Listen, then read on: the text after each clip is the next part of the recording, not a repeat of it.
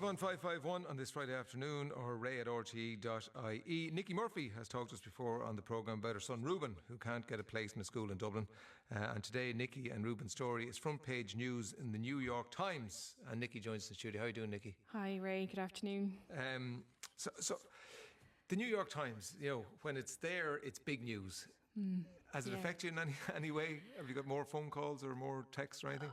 Well, yeah. I mean, I've got a lot of phone calls and emails, and my Twitter account's gone nuts. But beyond that, no, it hasn't affected me. I mean, I still don't have a school place for Reuben. As great as all this publicity is for the issues, I'm still struggling to find a place for him. So remind people about your and Reuben's story.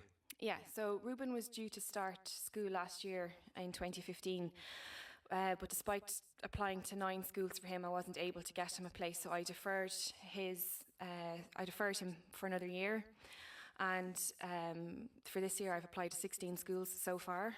The first rejection came in yesterday, so I'm starting all over again.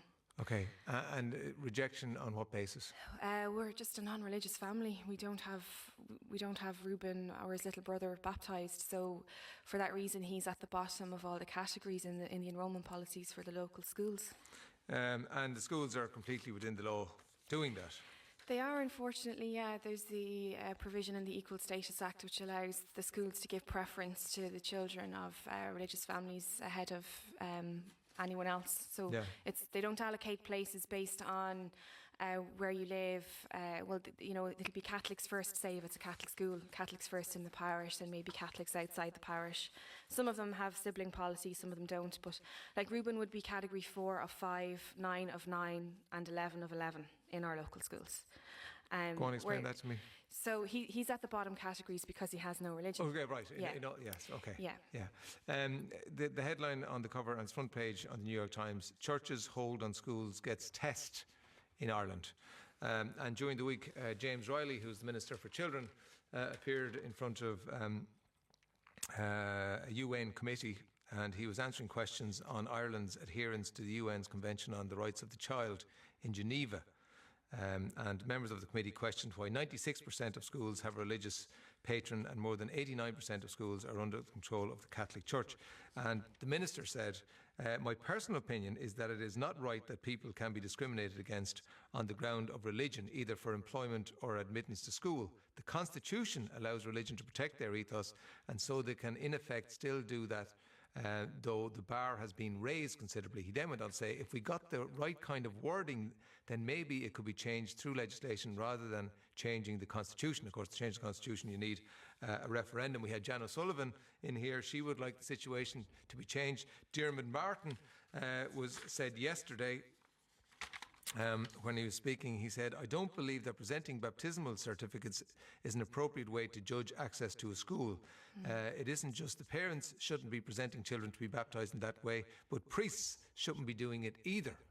And of course, a lot of the criticism is that there's when I've watched a lot of these debates, and they're saying that it's only anecdotal that people are getting their children baptised to get them into schools. I don't know if you read this, but the Catholic Church themselves did research. That's right, during the week. During the week. I have that somewhere, probably misplaced. We'll come back to that anyway. How is Reuben? Because is Reuben aware of any of this?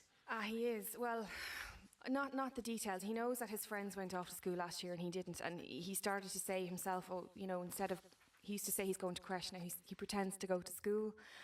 So he knows he's been left behind, and I'm really worried for him because, I'm back at square one. We're campaigning for an Educate Together in Terenure, but we don't know if that's going to happen or not.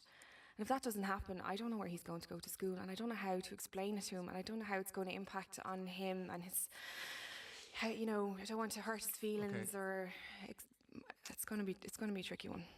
With all that and the hassle you've been through applying for all the schools, can you understand why people would just get their children baptised? Absolutely. I wouldn't blame anyone for doing it. And I think there was a recent study as well, or a recent survey commissioned by Equate. They're an Irish organisation who are also campaigning on this issue. And their survey revealed that 1 in 5 people actually know somebody who has baptised in order to get a school place. So it's not surprising. I found the results of this report prepared for the Dublin Council of Priests by external consultants Towers Watson. Yeah. And they're doing predictions and projections of what's going to happen to various things within the Catholic Church over the next 15 years. It noted some of the strong correlation between baptisms and birth rates was likely to be due to admissions policies of Catholic schools. They said this in their report, and it said that if this requirement regarding admission to Catholic schools is removed at any point prior to 2030, we believe there is likely to be a decline in the number of baptisms each year. Yeah. So it's not anecdotal. They've found that. It's not anecdotal, and as well as working on the Educate Together campaign, I've also been involved in setting up a national volunteer organisation. We're called Education Equality, and we ran a public awareness campaign. We started in December, and we invited people to tell us their stories, and we were contacted by countless people in this situation, and they shared their stories.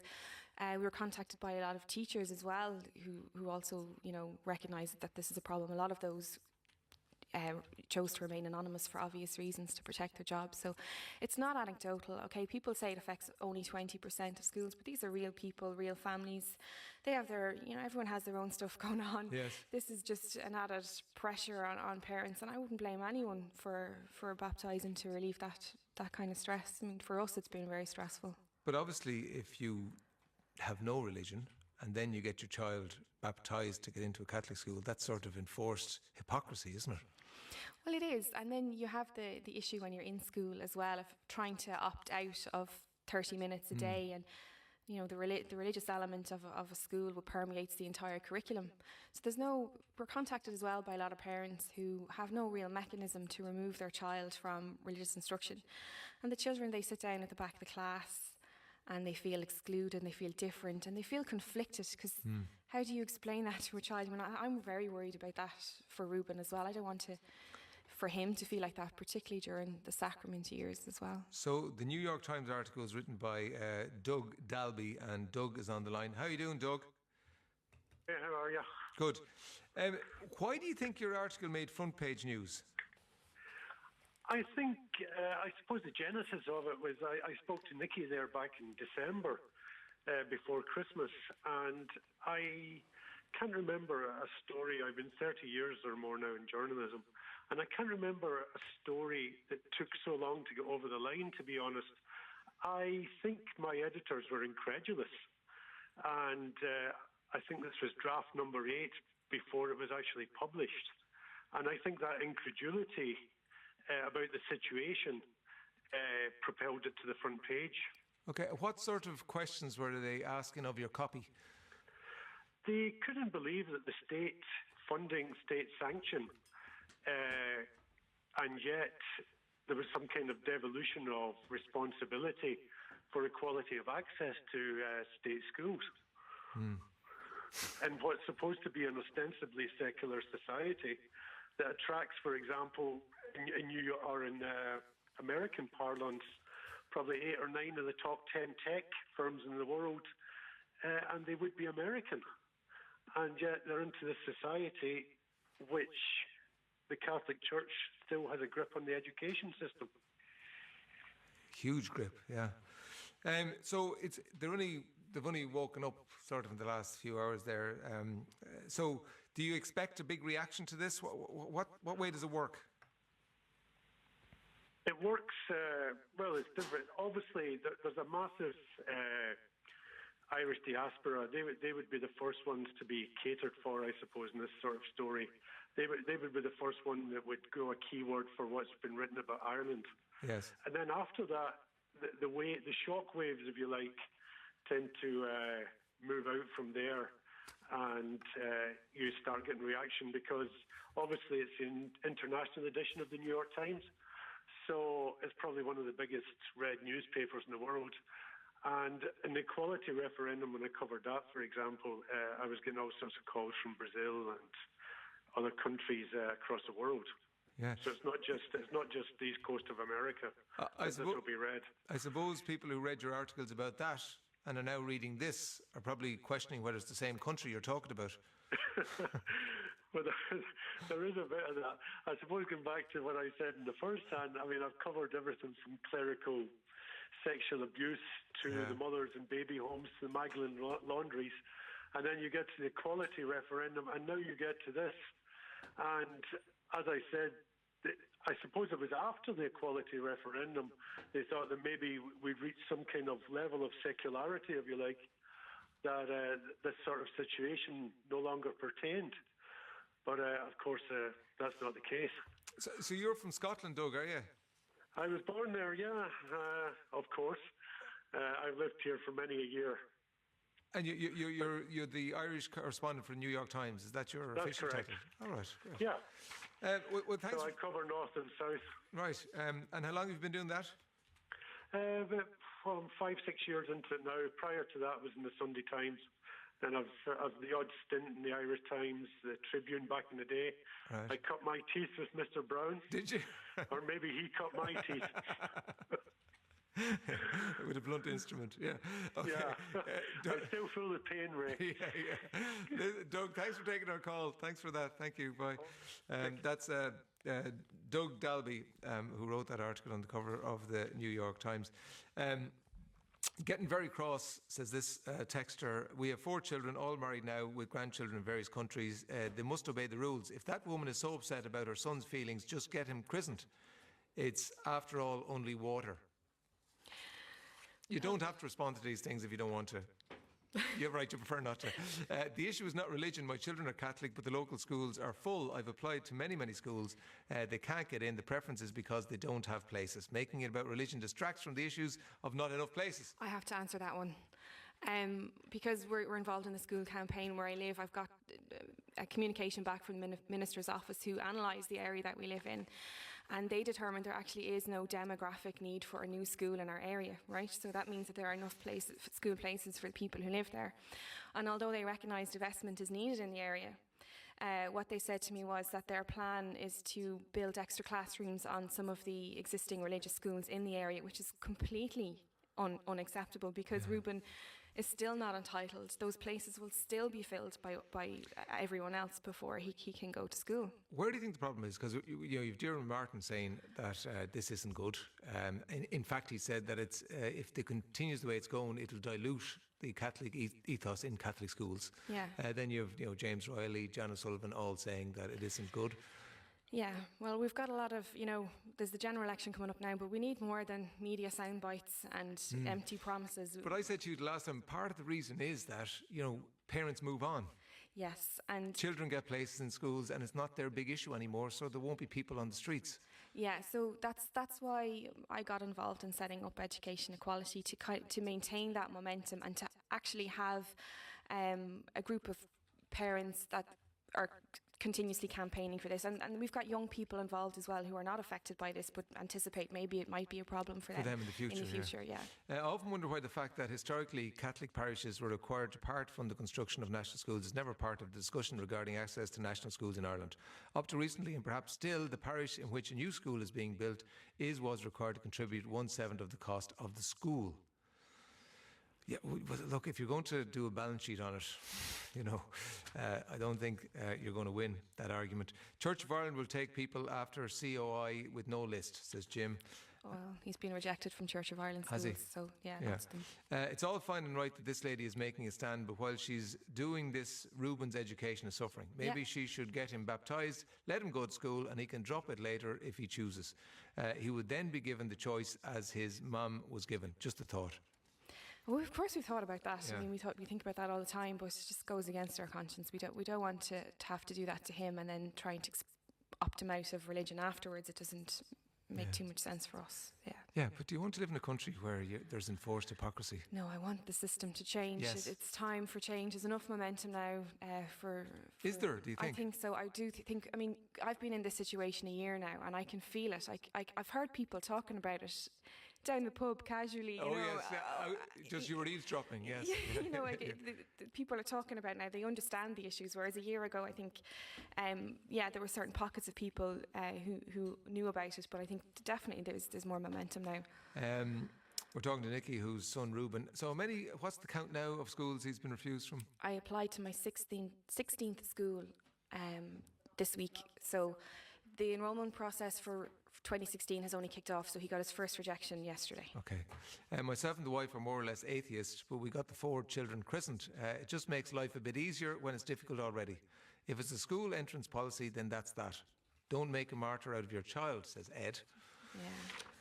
And I'm a primary teacher in County Donegal. I've been teaching for 30 years. I really don't know any teacher teaching religion for 30 minutes a day. I've generally felt that this time was better spent on maths problem solving. However, I do feel that certain aspects of the church are positive in times of bereavement. The new religion programme is very general and SPHE based, says Catherine. Well, that's once you get in. That's, there are two things here. It's the admission, and then it is the whole question whether religion of any sort should be taught in schools. That's another question. But while they're working out these bigger issues, there's simple changes they could make now to help parents like us right now. If they were to simply move religious instruction to the end of the school day, for example, outside of core school hours, I mean, that would make a big difference for parents who wanted to opt into religion rather than opt out of it. And it gives children a level playing field. Well, of course, they have to change that's where I'll get to it now. There are so many pieces of paper here. Rule 68. Whatever it is, the rule that says that they can discriminate on basis of religion in admission.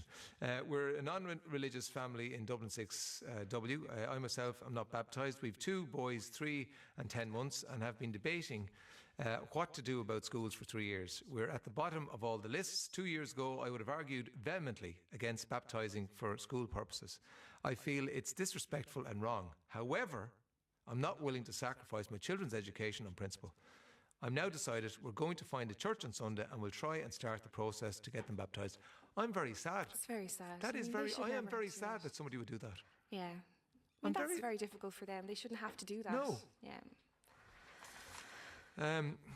I'm a Catholic, sent my son to a Catholic-run school. There was plenty of children of other religion also attended, but they were told that the school had a Catholic ethos and therefore would be catering for all the Catholic ceremonies, and if they didn't want their kids to participate, the school would make alternative arrangements so everybody is happy, says Helen.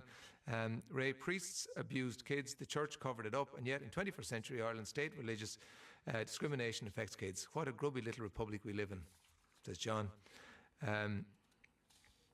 Dead right, keep them out. That's somebody keeping your kind out. They don't want your kind in the school. Very good. Because it'd be catching. That non-religious thing would catch. Everyone would have it then. He's not, he's barely 5 years old. He doesn't understand religious ethos.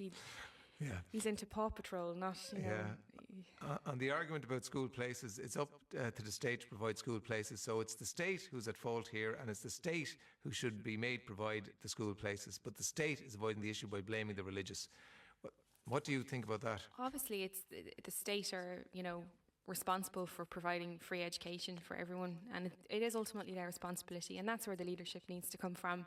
And they pay the bills. They pay the bills. These are 100% state-funded schools. The teachers' salaries, the lighting bill, the heating bill, the maintenance programme, the extra classrooms, the building on that Ruben won't be able to go into.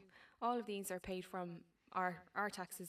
My taxes contribute to it, and I don't get a refund when I can't get them into school. Yeah. So it is a state responsibility. Yeah. And you would like to think the relationship between the state and the church would be healthier in 2016 than it is. 51551 or ray@rte.ie. How are you feeling today?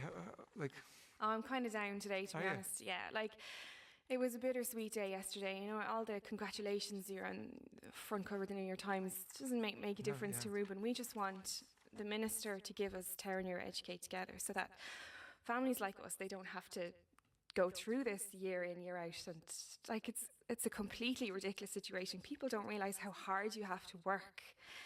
I don't just sit here and talk about it. We give up our evenings, our weekends. We have to fundraise. I mean, there's actually a huge amount of effort involved.